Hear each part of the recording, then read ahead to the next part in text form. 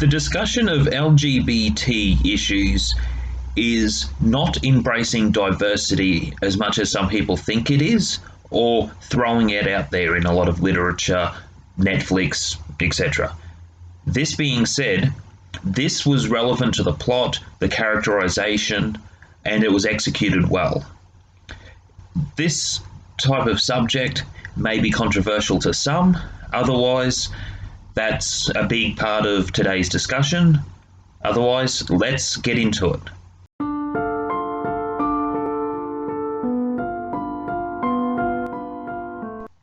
Hello everybody, my name is Andrew Casey at Hypersanitybooks, and today I'll be reviewing the Sensorians Awakening, written by Bridget Morse Struckenberg. I think that's how I said it.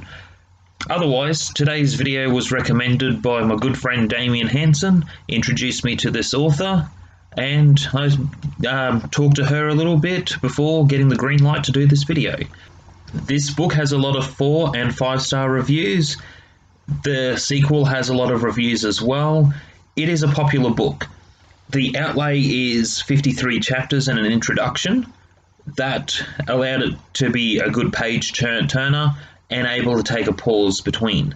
It's a sort of story that's still easy to follow if you're taking a break and going back to the book. With going between chapters, there are parts where it goes between certain characters that put it into perspective for the story. And the way some of those chapters were slightly different into the point of view, that really helped. The theme of the story is on sensory, the way people feel and sense things. Now, this goes in really well with the other theme of the book being empathy. This really helped in the first person perspective. Even though you can tell the enemies are narcissistic, it's more show than tell.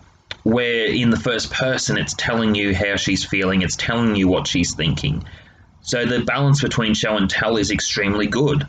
On the subject of empathy, I released a video talking about 10 types of empaths to write in fiction. Now, you can have different types, the discussion can get wide. With the point of this, the main character, Lizzie, she has, with the empathy, there is the intuitive empath. She's a quick thinker, a lot quicker than what I am. So she responds to a lot of things. That's where the first person perspective works well, because it's constantly saying how she feels, how she's thinking of others. She is responding quickly. Another part of an empath to her is the dream empath. So with that being said, she has that precognitive feel to the character as well, through different parts of the lifestyle in the community that she's living in with other Sensorians. That's where it helped with the story. The other side is the emotional empath. Now, this is the most common empath. This is the most common to be taken advantage of. And that's where that worked really well. Her boyfriend in the story, his name was Zach, and just more to it, you can diagnose him as a narcissist in so many different ways and come into psychopathic behaviors and all the rest of it. At the end of the day, he's just a dick. That in itself was where she has a character with the character flaws. Now, there's a part with the relationship of breaking up. Then there's the challenges that come into the story. This is where the bisexual side comes in, where she's feeling for other characters. Now, with this subject matter, I did more research on it because there is some misconceptions to the subject matter. One thing I've learnt with the subject matter, someone can have a bisexual way of thinking, good and evil. They can have the balance part with politics. What are both sides trying to say? That this is where right, wrong, all the rest of it. This is where the opposites work within the mind. And this character is thinking of others. Now, we hear about being people pleasers. There's that little part that she is, and there's another part that she's just trying to find her own identity. With the other feelings coming through. She's feeling for different characters, and it's not always sexual. Sometimes it is just emotional. This is where the emotional empath comes in and the bisexuality comes in really well. And the author has done a fantastic job on this subject matter. So the first time I read the book, I didn't quite grasp a few things, but with a little bit more research and education, I really enjoyed what she wrote.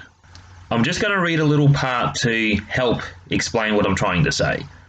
I love seeing Eliza blossom when she exercised. She was so focused and totally turned into whatever move I made. It was sexy as hell. I had to concentrate very hard on fighting and cloaking at the same time, as I found it increasingly hard not to let any of my feelings seep through. I could see the tension run off Eliza, and her face looked like the sun emerging from behind the dark clouds. I clearly needed to let off some steam to enable her rein, her focus, and her positivity. The part that I just read was her having an interest in one female, though she's having the interest in another female. There are quite a few different aspects to this book. I will read another part out and discuss further. This is with the ex-boyfriend. No, Zach simply stated.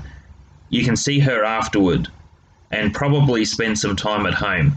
You can then decide if you want to stay with us and become the best Sensorian you can, have a fulfilling life with us.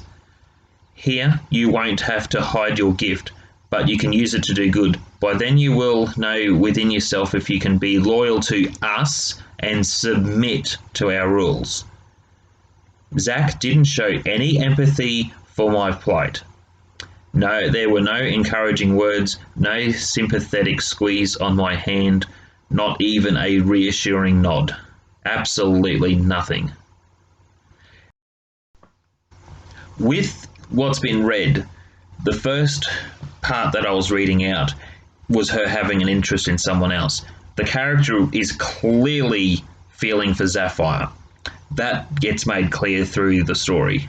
Now, they don't get together, and that was sad. I'm hoping they get together in the next book. At least knowing it's a trilogy, you know you're looking forward to something. With the last part that's been read, I want to touch on that. With the way the character Zach talked, now this shows the author knows a lot about relationships and about people. When he's saying us, he's meaning me. It's about you, Zach. Everything's about you, Zach. And this is a kind of thing that keeps toxic relationships going when they're still ended. She is still between two people. She's still allowing Zach to control her. And this is where the context comes in. So you can say us or me with this one. But basically with Zach, it's without me, you wouldn't have somewhere to live. Without me, you wouldn't have any potential to improve your powers. Without me, you won't be the most powerful Sensorian. Without me, without me, without me. That is where this character is still letting him control her. With the way the second book can go, it might be surprising to completely break away from this jerk altogether. That's what I'm hoping for, anyway.